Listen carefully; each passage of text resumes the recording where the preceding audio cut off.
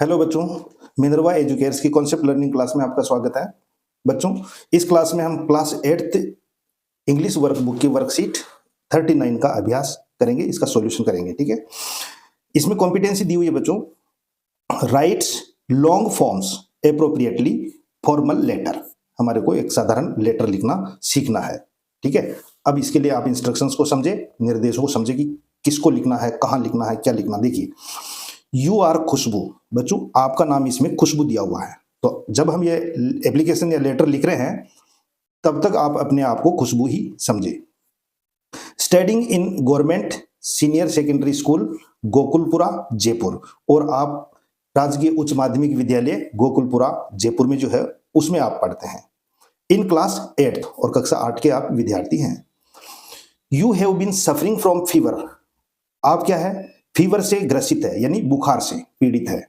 Suffering from fever, suffering का मतलब होता है ग्रसित होना यानी पीड़ित होना, और फीवर मीन्स बुखार। And you can not attend your classes. बच्चों, जब आपको बुखार आ जाती है तो आप क्लास अटेंड नहीं कर पाते, यानी स्कूल नहीं जा पाते हैं। अगर ऐसा है तो राइट एन एप्लीकेशन, तो आपको प्रार्थना पत्र लिखना है। ठीक है, प्रार्थना पत्र लिखना है to the principal of your school. आपकी विद्यालय के जो प्रिंसिपल सर है उनको एप्लीकेशन लिखना है। किस लिए, तो इसमें बताया है कि to grant you leave for 3 days, ताकि वो आप यानी उस प्रार्थना पत्र में क्यों लिखना है, क्योंकि आपको 3 दिन का अवकाश चाहिए। ठीक है, तो इसीलिए हमें प्रार्थना पत्र लिखना है। ठीक है, तो अब देखिए बच्चों, इसमें टू द प्रिंसिपल। ठीक है, सबसे पहले प्रिंसिपल आएगा, द प्रिंसिपल, और फिर उस स्कूल का नाम आ जाएगा। आप किसी भी स्कूल में पढ़ते हो, आपके स्कूल का नाम नहीं लिखेंगे। इसमें लिखा था government senior secondary school Gokulpura Jaipur, वही आपको नाम लिखना है। तो हमने लिखा government senior secondary school Gokulpura Jaipur, क्योंकि इसमें आपका नाम खुशबू है और आप इस स्कूल में पढ़ रहे हैं कक्षा 8 में। इस चीज को आप नोटिस में रखें। कहीं ऐसा एप्लीकेशन आपके आए और आप कहीं आपका नाम लिख दे या आपकी स्कूल का नाम लिख दे, इनको इग्नोर कर दे, तो फिर वो एप्लीकेशन गलत हो जाएगी। ठीक है, अब देखिए, सब्जेक्ट यानी विषय किस लिए लिख रहे हो, एन एप्लीकेशन फॉर लीव, यानी अवकाश के लिए प्रार्थना पत्र।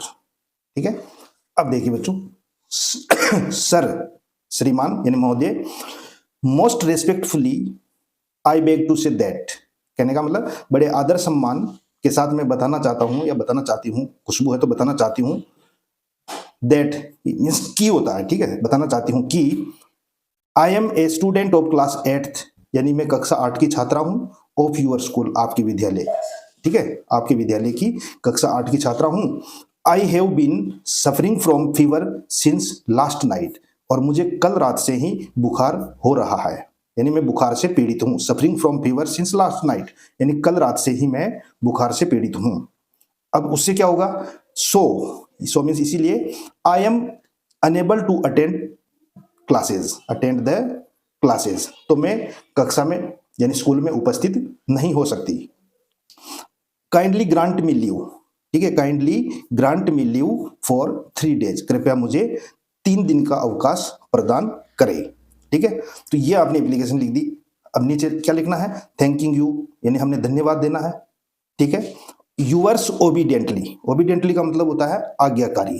ठीक है, आज्ञाकारी खुशबू।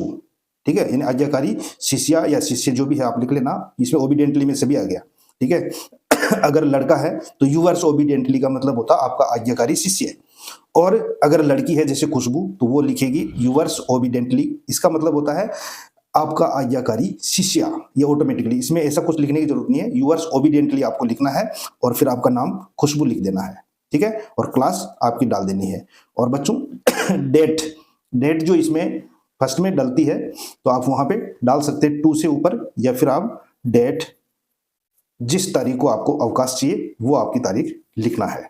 ठीक है, तो इसमें बच्चों ये एप्लीकेशन हमने, जिसको हम फॉर्मल लेटर बोलते हैं, ये लिखा है अकॉर्डिंग टू इंस्ट्रक्शंस जो यहाँ पे दिए हुए हैं, और मुझे उम्मीद है आपको समझ में आया होगा।